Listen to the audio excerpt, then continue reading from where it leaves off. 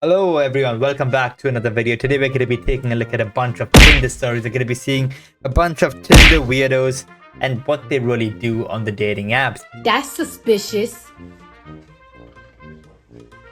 That's weird. But before we go ahead and do that, I do want to give a special shout out to Bowles 4303. He commented 21 hours ago, first comment. But I appreciate you for commenting, and if you guys want a special shout out just like this one, please leave a like, subscribe, and comment down below, and I'll be sure to give you a comment or a shout out, sorry, in the next video. So that being said, let's go ahead and dive right into it.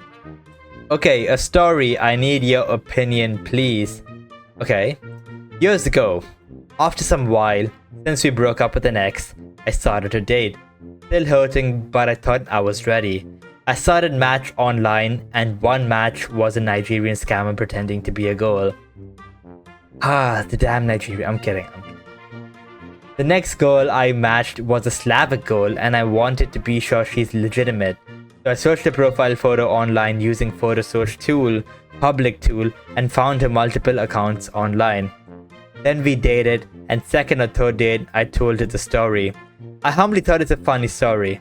I told her that I got matched with a Nigerian guy and decided to check her profile before we met, and found a photo in dozens of some international commercials. I thought it's funny and shared the story to her. Figured out she was selling her photo on stock photo, and companies use the photo for all kinds of ads. Anyways, after 3 dates, I wrote her and that I think we had a great time, and I wanted to halt my swiping and see how it goes. I wonder if it's mutual. In response, she calls me weird, and she said won't continue. Some months later, I asked her if she wants to try again.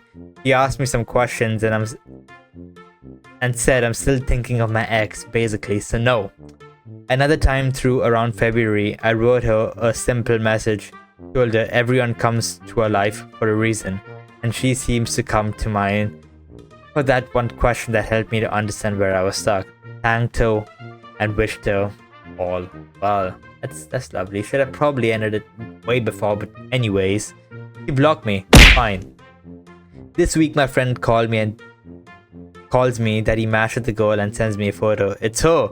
I told him she was real fun to date with, because honestly it was fun, easygoing, smiling and laughing. He told her that his friend dated her before and said positive things of her. He responded him the stalker. My friend told her he didn't want to enter discussion on it, that his friend, me, already in relationship and all topics shouldn't be an issue or concern. He had matched my friend. I wonder your thoughts. Well, to be fair, I kind of understand why she unmatched your friend. Reason being is, you shouldn't have probably reached out to her once, twice or thrice after she had already told you no. Once she said no, you could have probably just left it and let it go. I know at times it does seem pretty hard to do so, but that's the name of the game. Unfortunately, it's 2024. Yeah, like I do understand people come into your life for a reason, but it's probably to get you on the path you need to get on right now and help you find the person who actually meant for you in the real long run. So maybe she was just a reminder that she's not the one, and actual person would come, in your future. So I would take it as a positive, but I wouldn't have reached out to her once, twice, or thrice after she said no. So yeah, let's see what the comments say for this. I'm generally curious. Fun girl, but weird. There are people like that out there, and you'll meet them eventually. Add that too. Don't worry about it. Go have a drink with your friend and then move on. Exactly. They can be fun.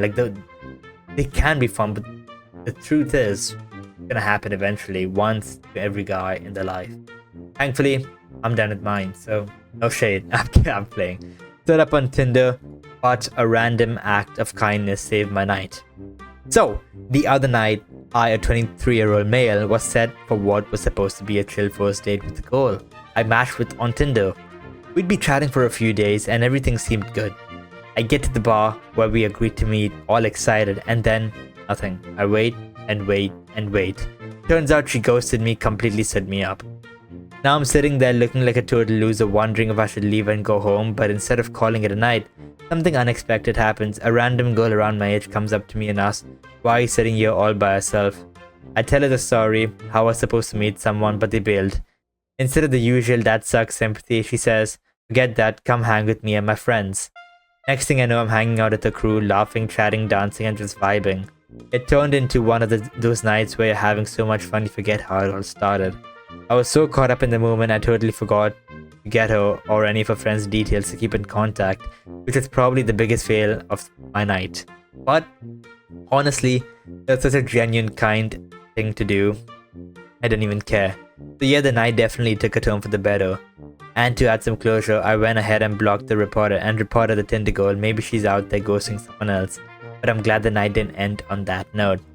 This is so nice, you know, like there's so much hope for humanity that this is why this is hope for humanity, you know, I'm not gonna lie. This is hopeful for humanity and I'm glad to see this has happened because you got some new strange friends you would never see again in your entire life, which it's kind of like that thing that girl you see at the airport, you never see her again. But in your case, a group of people, and yeah, it's very nice of the girl to, you know, come up to you and just you know, make sure you're okay. And I'm pretty sure she knew why you were sitting all alone, but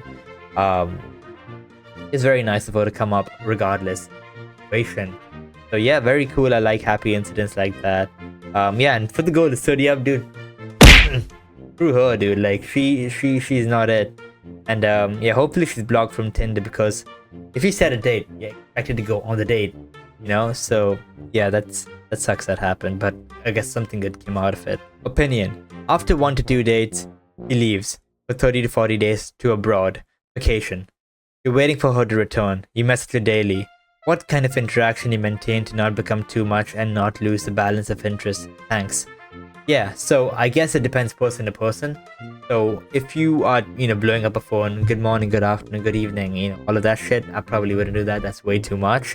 Although I would, you know, say, you know, like, you know, what's up, how's your vacation? Or every now and then it's a vacation. You don't want to overburden, but you can always like add a sorry, like a sorry, or even like send her a text like, oh, that seems like fun. What did you get up to today? Anything will happen? And dude, coaches don't play. Coaches don't play. Yo, I'm on fire today. I'm fired up. I'm on fire. Update of an update. Me, 34-year-old male, and my girlfriend, 32 female, ignored on and off. Am I the issue? Original post here, first update here. Sorry to be posting again about the same situation. However, I feel like this may be the last post for a while I don't have anyone to talk to about this kind of stuff. Please feel free to read the above post to get some clarity about my update. The following on the last post where me and my girlfriend spoke, she called it a day and then blocked me on everything. That really hurt me bad. And I was really upset, I can't lie. I took a spontaneous decision to make an effort to go and talk to her face to face, so I decided to go by her house. By the time I got there, it was 9 PM, she was in bed, so I decided to travel back home. On the way home, she called me and we spoke for 2 hours discussing everything in depth, and we seemed to have an understanding and agreed the communication needed work. The next day, I asked if I could come and see her. She said okay as long as you don't speak about the relationship and no sex. I said okay.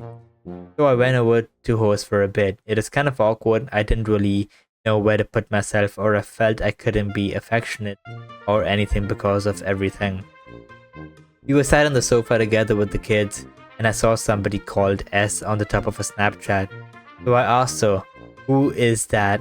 Oh, who is that? She was like, are we really going there already?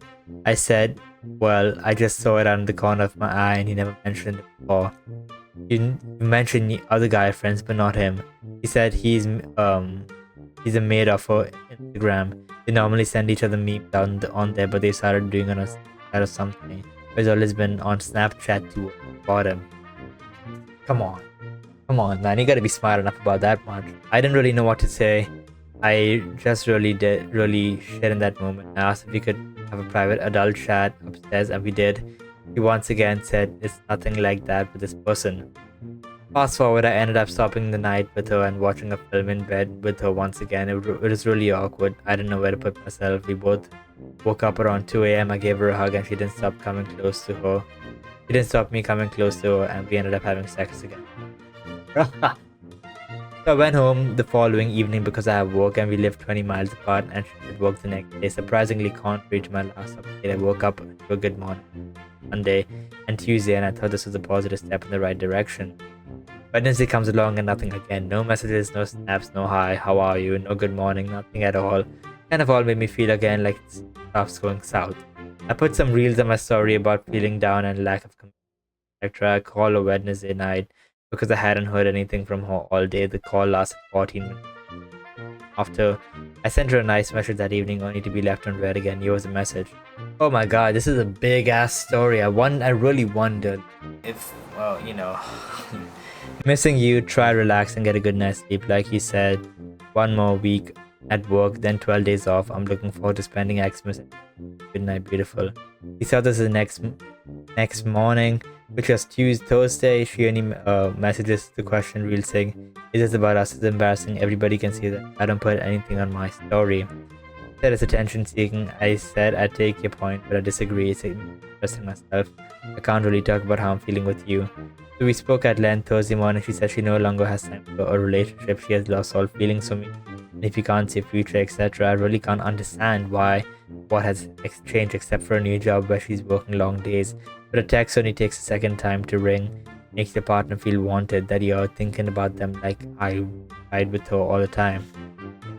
I'm still really attached to this girl. I'm at a loss. My head is all over the place. She's all I think about.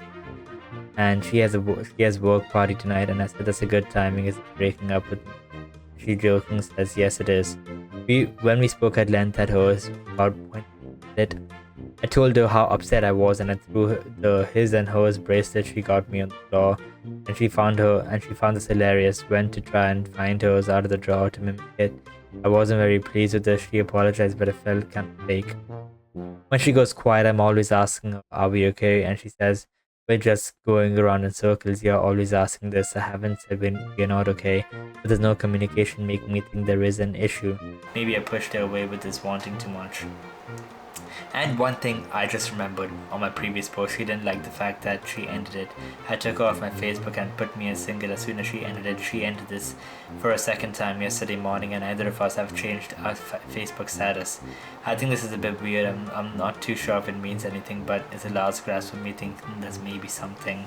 But yeah, man, this seems like a hella toxic relation to begin with. But you're to be fair though, it does seem like you're pretty needy as well with this entire thing. I'm not gonna lie. I'm keeping it. I'm all about keeping it real here. But it does seem like you did sound a bit needy. I'm not gonna lie. But like for example, when you started posting the reels on IG, you didn't really have to do that. It does seem like very attention. I kind of get the embarrassing part of it. But on the other hand, she is also pretty toxic. She's not telling you where you stand. She's always running around in circles and blaming you for everything, while you do seem pretty needy, constantly texting her every now and then, thinking about her every now and then. Dude, go live your life. There's so much to do by yourself. Like you don't have to do everything with this girl. You can live your own life. There's god damn it, man, so simple. But yeah, she is also pretty toxic. She's not telling you where you stand. She's kind of breaking up with you, keeping you in, breaking up with you in.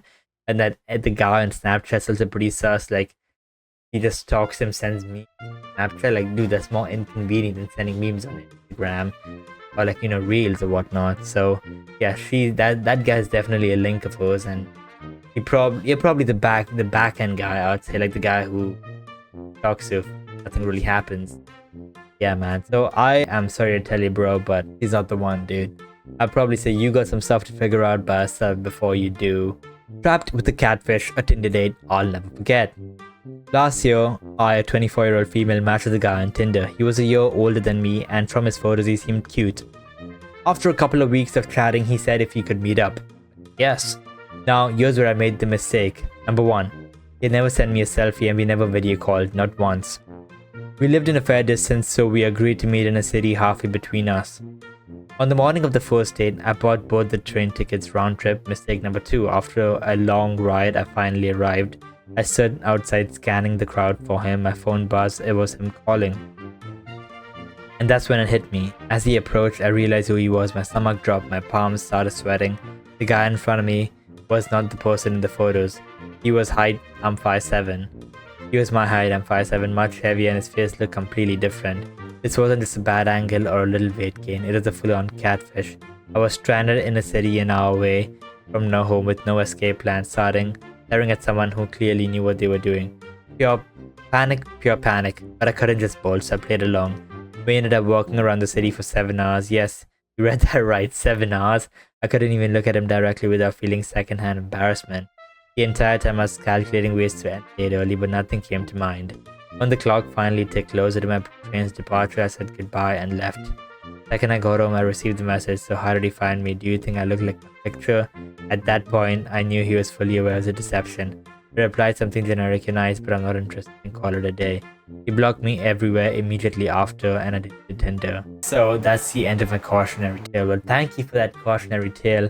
And that is pretty weird. I guess, why did he say for 7 hours? Like, I guess the train ticket was pretty far away. So yeah, you kind of called out your own mistakes. So there's not much feedback or something I can really give out here. But if you guys have anything to say to Frosty, anything 222, comment down below, give over your some penny for your thoughts, and leave a like, subscribe to the channel.